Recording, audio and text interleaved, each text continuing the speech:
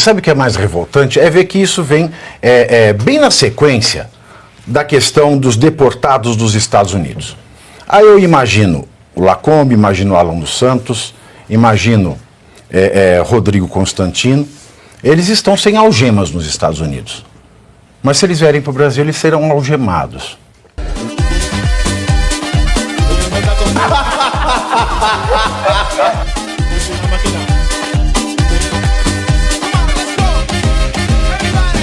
E sabe o que é mais revoltante? É ver que isso vem bem na sequência da questão dos deportados dos Estados Unidos. Aí eu imagino o Lacombe, imagino o Alan dos Santos, imagino Rodrigo Constantino. Eles estão sem algemas nos Estados Unidos. Mas se eles vierem para o Brasil, eles serão algemados. Aí eu imagino outros casos de pessoas que têm a sua fonte de renda através das redes sociais.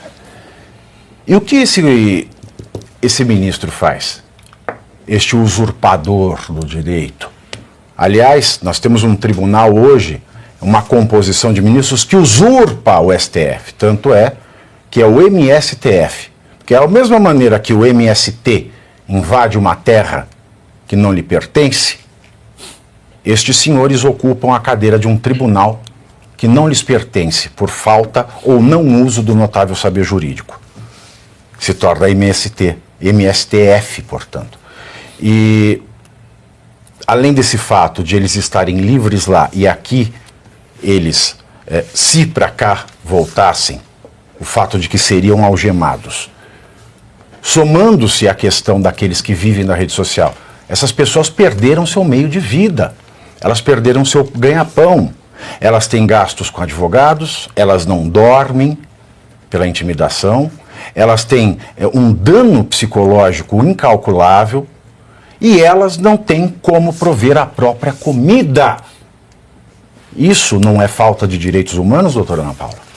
Totalmente. É muito grave o que nós estamos passando no Brasil. Cada vez que chega uma notícia dessa, com uma decisão assim mais radical de calar jornalistas, de censurar as pessoas que fazem críticas ao governo, de deixar sem voz as pessoas da direita, a gente vai vendo o Brasil afundando num mar de censura, num mar de ditadura, de totalitarismo.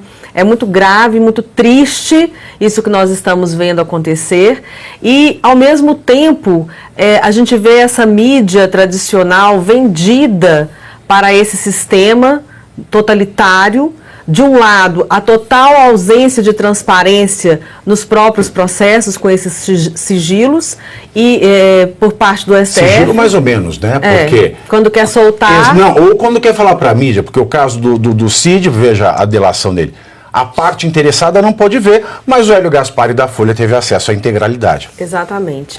E de outro também a total falta de transparência no próprio governo federal em si, com todas as várias contas, várias questões aí com sigilo de 100 anos, sem entregar para a gente as informações. Então é muito grave e muito triste o que a gente está vivendo. E por outro lado, alguns jornalistas se vendendo, né, se sujeitando a fazer esse papel de fingir que são jornalistas, pseudo-jornalistas, para poder manter aí o seu posto, o seu emprego, a sua posição, e enquanto alguns heróis, guerreiros, jornalistas não se intimidam e não abrem mão de dizer a verdade que o país precisa ouvir.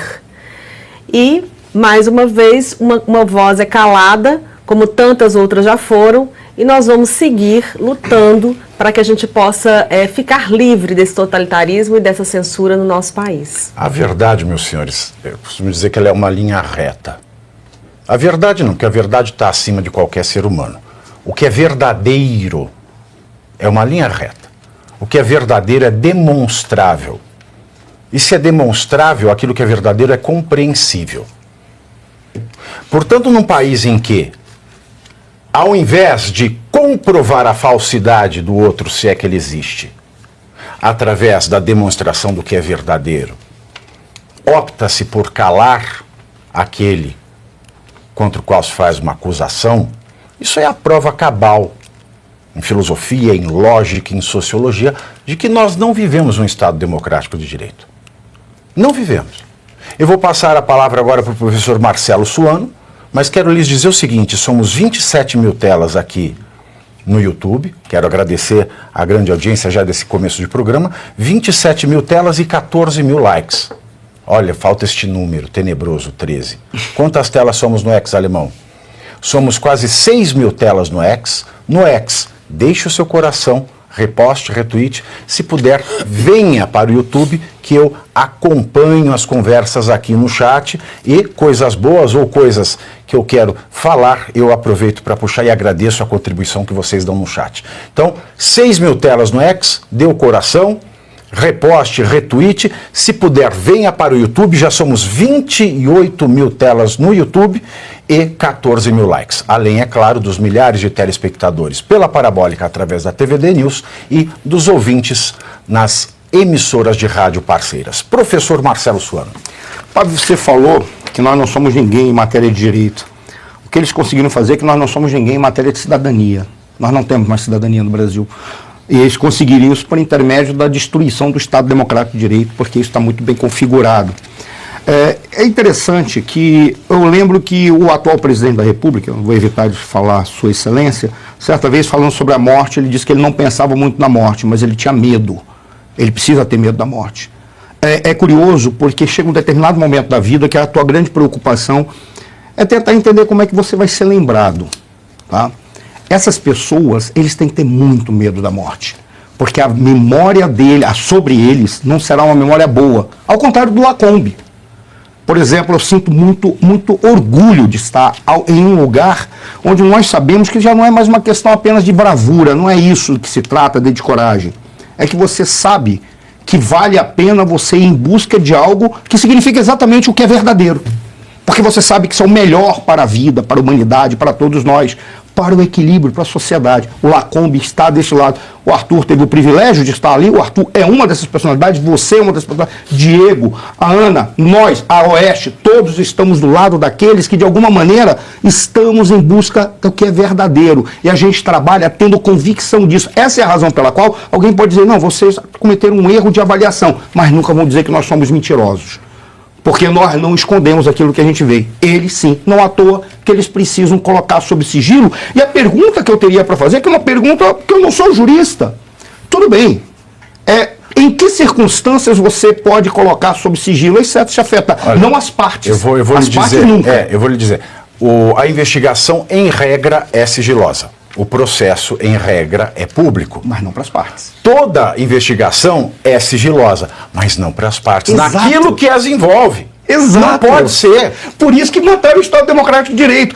Poderiam alegar, ou seria em casos excepcionais, talvez no estado de exceção, seja o estado de defesa ou o estado de sítio, em que, em função da segurança nacional, talvez houvesse sequer.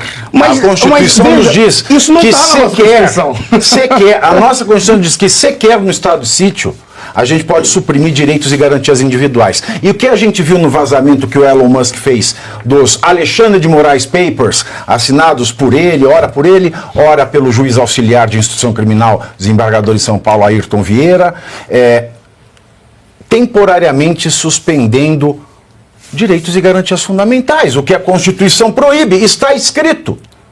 Está escrito. Mas um ponto, só fazer uma parte, professor Suano. A declaração do Lacombe vai muito ao encontro do que foi vazado realmente pelo Elon Musk sobre a conduta do X ao promover o bloqueio do perfil. Porque foi dito a ele que, olha, estamos bloqueando o seu perfil em razão de uma decisão judicial, do qual nós não podemos fornecer o conteúdo. Se quiser, procure um advogado. Exatamente o que aconteceu nas declarações de Elon Musk. Ele disse que recebeu diversas ordens para bloquear os perfis de políticos de direita, personalidades da direita, e que ele deveria disfarçar esse bloqueio de violação das diretrizes da comunidade. Mas sabe por que eu trouxe esse elemento? Porque mesmo na condição do estado de sítio, isso é que coloca a gente numa situação, nós não estamos mais no estado democrático de direito, que mesmo na condição do estado de sítio, para que haja o estado de sítio, isso teria que ser declarado por um presidente da República e não por um ministro do Supremo Tribunal Federal, e ainda assim teria que ter a aprovação do Congresso Nacional antes do estado de sítio ser implantado. O que a gente está vivendo, professor, é o estado do sítio de Atibaia. É o único estado de sítio que se permite tudo. Estado do sítio de Atibaia. É uma lógica perversa de deturpação e destruição da cidadania. Suponhamos que fosse uma questão de segurança nacional, que não se aplica a questão da lei de segurança nacional, eu não sei, não se tem vigência, se foi transformado na questão da defesa da democracia. Ninguém sabe mais o que é, porque isso está na fontes da minha cabeça, daqueles que legislam no lugar do legislativo. Mas mesmo que fosse uma situação em que o estado de sítio fosse solicitado, por qual razão o estado de sítio, antes dele ser implantado, ele tem que ser aprovado pelo Congresso Nacional? Porque ali tem que ser informado ao Congresso Nacional quais são os direitos e garantias individuais que serão suprimidos, desrespeitados ou flexibilizados para as pessoas específicas, num tempo específico, num lugar específico, exatamente para não permitir que outros sejam atingidos por uma medida que não é genérica, é específica. Coloca-se um sigilo que não deveria existir sigilo e diz: se vire, procure teu advogado. Mas praticamente já está sendo dito, o advogado não terá acesso a nada, não terá acesso aos autos, não terá acesso à acusação, não terá acesso a nada. Mesmo que nós vivêssemos numa situação de guerra, mesmo uma situação de guerra, ainda há um limite de respeito aos direitos fundamentais, porque você não vai à guerra para impor uma ditadura, você vai à guerra para defender a tua sociedade. E a guerra é uma sociedade contra a sociedade que tem o fim apenas de impor a vontade de um sobre o outro, não é extinguir o outro. Essa é a razão pela qual ainda existem os direitos humanos, configurados em direitos humanitários, mesmo na situação de guerra, razão pela qual a cidadania tem que ser respeitada. O que a gente vê é uma situação como poucas vezes nós vimos na nossa história. Foi interessante que quando foi o Arthur que disse a questão das escolas, nós vivemos uma era que talvez seja uma das piores eras que poderia estar acontecendo no mundo, mas no Brasil em especial. Não é nem a era da inverdade, da mentira, do mau caratismo, é a era da mediocridade. Nunca tantos medíocres se reuniram no metro quadrado como a gente vê hoje no Brasil, em especial nos cargos de poder. Porque nós temos aqueles que são mal intencionados, que são, por incrível que pareça, todos ali são mal intencionados, mas o mal intencionado mesmo, com vontade de fazer o mal, eles não, são poucos que têm inteligência para isso. O restante é mal intencionado porque é burro. Exato. Eles são incapazes porque de entender se o que fosse está em volta deles. alfabetizado, bastava ler o teor da Constituição, o teor da... Porque está escrito. É por isso que nós falamos em império da lei, no Estado de Direito. É império da lei porque nenhum homem, por mais amado ou temido que seja, pode estar acima daquilo que está escrito na lei, daquilo que a palavra significa. E a gente está vivendo uma situação de pessoas acima da lei.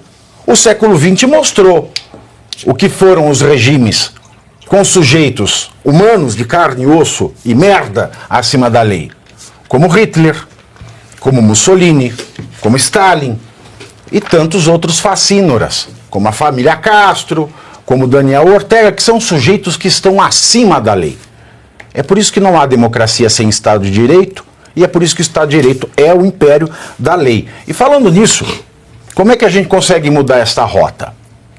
Ué, levando ao impedimento, porque quem se coloca acima da lei comete um crime de abuso de autoridade. Então, primeiro C, você curte, que é o preço deste programa. Quanto vale o ingresso para ver este palhaço neste picadeiro bonito? Vale uma curtida, vale o seu like, o seu joinha, o seu gostei. Então, a sua obrigação é curtir.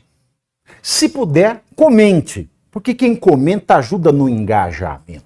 Então, primeiro C é curtir, segundo C é comentar, o terceiro C, o que seria muito louvável, seria você compartilhar.